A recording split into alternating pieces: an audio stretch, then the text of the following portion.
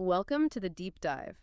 We love getting into ideas that, well, they really challenge what we think is possible. And for those of you fascinated by, say, the hidden drivers of success, maybe in complex systems, or perhaps you just wonder why some really ambitious ventures seem to defy all the odds. Well, today we're exploring a pretty compelling mystery. How does reality sometimes manage to surpass even our boldest, wildest dreams? There's this powerful personal story from Dr. Nimrod Israeli about his mother's generation of pioneers. I mean, think about their aims resurrecting a nation after 2,000 years away, creating this truly egalitarian society, Mm. free of classes, divisions. It sounded impossibly ambitious back then, honestly, maybe naive, even destined to fail. And yet, history shows they achieved far, far more than they probably even dared to hope for. So the question is, was that just some kind of extraordinary luck?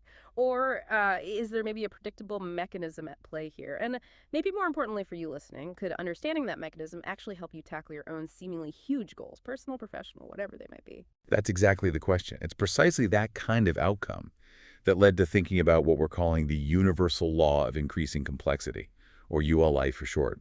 You can sort of think of it as maybe the hidden blueprint behind why, some startups just explode seemingly out of nowhere, or why certain communities thrive against really tough odds, or even how those seemingly wild societal visions sometimes actually materialize. Okay, ULIC. Yeah. And it's crucial to understand it's not a physical law like gravity. Gravity tells you how existing stuff interacts. This is different. It's a structural law. It's all about how things are built, how they're organized to create totally new capabilities. Like a recipe, you mentioned that before. Exactly like a recipe. That's a structural law for baking, right? It turns flour, eggs, sugar into a cake, something fundamentally different. Or, an org chart in a company. That dictates how the company functions, how information flows. So this law, the ULIC, it governs how complexity emerges and, importantly, endures in pretty much any system. And the key thing is, this increasing complexity seems to be what ultimately drives prosperity, growth, advancement. Okay, that idea of a mechanism, not just luck, really clicks, especially when you see the same kinds of results repeating. But universal law, that sounds so, I don't know, grand, almost deterministic. What does it really mean for something to be a structural law in practice? How does it actually, work to explain these outcomes that seem to just defy conventional wisdom? It is grand, but it's describing a grand phenomenon. And yeah, that paradox you mentioned, achieving more than hoped for, that points directly to needing something fundamental to explain it. Again, this law isn't about physical movement like physics describes. It's about how systems structure themselves, how they organize. And through that structure and organization, they create capabilities that are just, well, qualitatively beyond the sum of their initial parts. It's about how complexity pops up and sticks around, not randomly, but as a predictable result of certain conditions being met. Okay, conditions. This is where it gets really interesting, you said. The ULSC suggests there are four specific conditions, right? Yeah. And they all have to be there at the same time. That's it exactly. We call them the four pillars of emergence. Okay. You need all four simultaneously. First, you need a continual inflow of energy or matter, something coming in. Okay, energy in. Makes sense. Second, there has to be a structure capable of actually holding and containing that inflow, often under some kind of pressure or tension. Right, a container. Third, you need a clear direction or purpose, something that channels all that contained energy. Where is it going? Purpose. Okay. And finally, fourth, there must be an outward flow. The system has to engage with its environment, release something, interact. Inflow, structure, purpose, outflow. Got it. When those four are aligned and working together, the result isn't just, keeping things stable. It's the creation of what we call emergent capabilities. Yeah. These are outcomes that are genuinely different, more advanced than what the parts could do alone. Think about water H2O. Hydrogen and oxygen atoms on their own aren't wet, right? Mm-hmm. But put them together in that specific structure, boom, wetness. That's emergent. Ah. Or a bicycle. The individual bits, gears, wheels, frame, they don't balance or propel you anywhere, but assemble them correctly with the purpose of transport, add your energy. You get balance, motion, emergence again.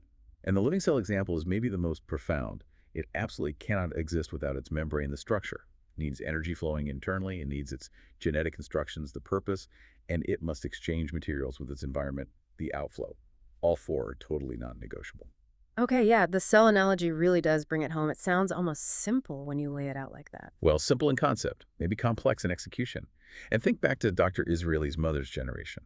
You can actually see these pillars, a continual inflow, immigrants, shared ideals, resources, the structure, emerging government, communities, kibbutzim, the purpose, absolute clear nation building, and the outward flow, creating new systems, farms, industries, engaging with the world. It maps quite well. That's a great connection back. Wow.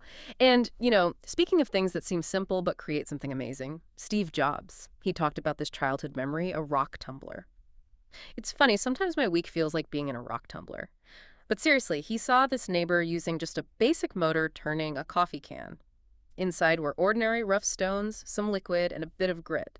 The can was sealed, just turning and turning. Right, constant motion. And Jobs comes back the next day, and those dull, jagged rocks, they're smooth, polished, beautiful stones. He used it as a metaphor for creative teams, how they polish ideas, which is brilliant in itself. But it makes me wonder, how much of this law relies on someone consciously designing the system versus, say, circumstances just accidentally aligning correctly? Is it always intentional? That's a really insightful question.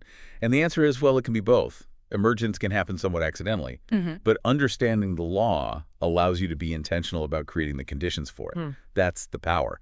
Look at that rock tumbler again through the lens of the 4 pillars, the energy. That's the motor turning the can, nonstop. Okay, yeah. The structure. It's the sealed coffee can. It holds everything: stones, liquid, grit under constant movement, friction, pressure.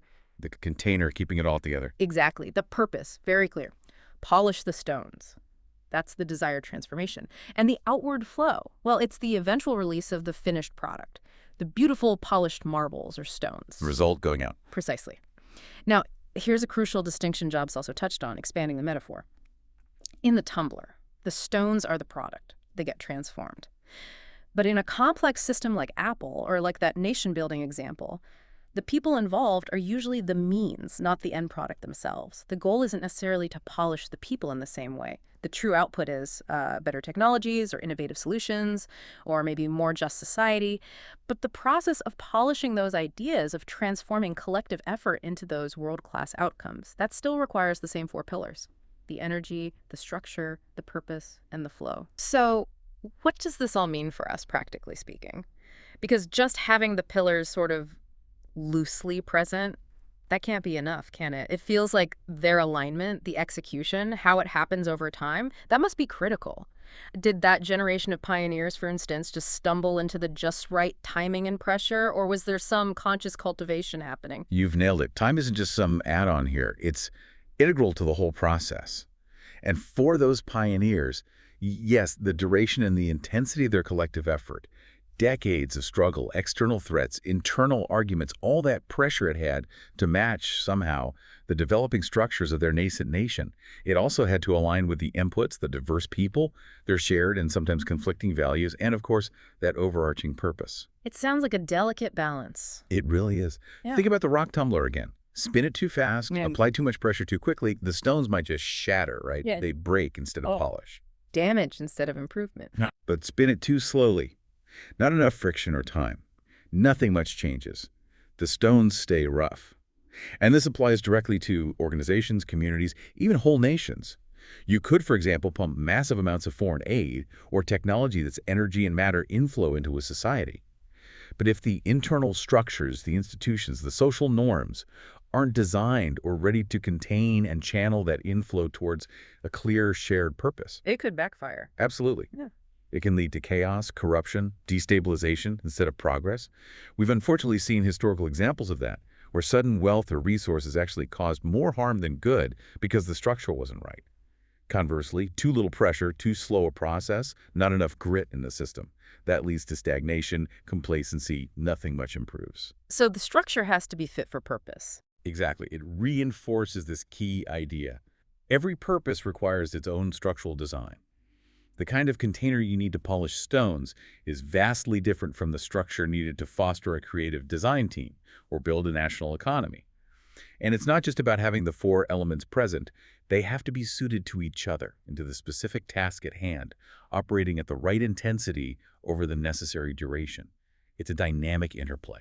This really does feel like a fundamental piece of the puzzle is clicking into place. So how does this missing law, as you called it, fit into our bigger picture of how the universe works, alongside physics and chemistry and all that? That's the really exciting part, I think. While the physical laws, gravity, electromagnetism, thermodynamics, they brilliantly describe the movement and interaction of existing matter and energy, they don't fully explain how that matter and energy organize themselves into increasingly complex structures. Without something like the ULIC, the universe could theoretically just remain a sort of, chaotic soup of particles and radiation forever. So the ULIC is the organizing principle. In a manner of speaking, yes.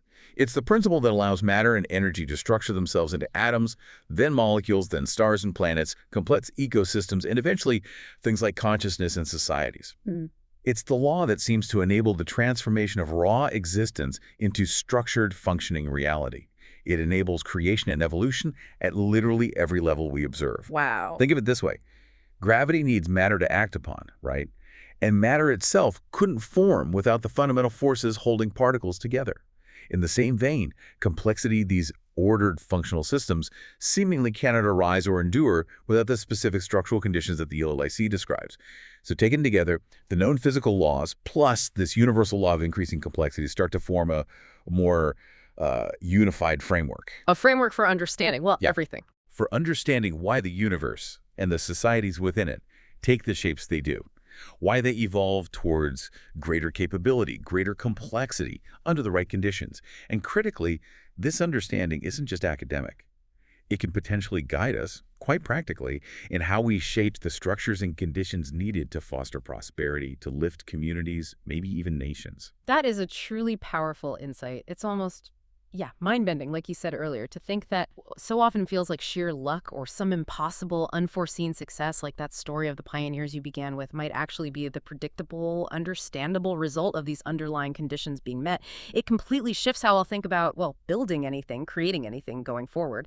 And that really brings us to the key takeaway, perhaps. It raises an important question for you listening right now. How might you apply this universal law of increasing complexity? These 4 pillars: the constant inflow of energy or resources, a suitable structure to contain and channel it, a clear direction and purpose, and that vital outward flow or interaction. How could you apply that framework to your own goals, your own endeavors? Whether that's something personal like learning a new skill or a team project at work, or maybe even getting involved in community initiatives. Understanding these conditions, intentionally trying to establish them. Maybe that's the key to achieving your own emergent, beyond your boldest dreams kind of outcomes. Something to think about.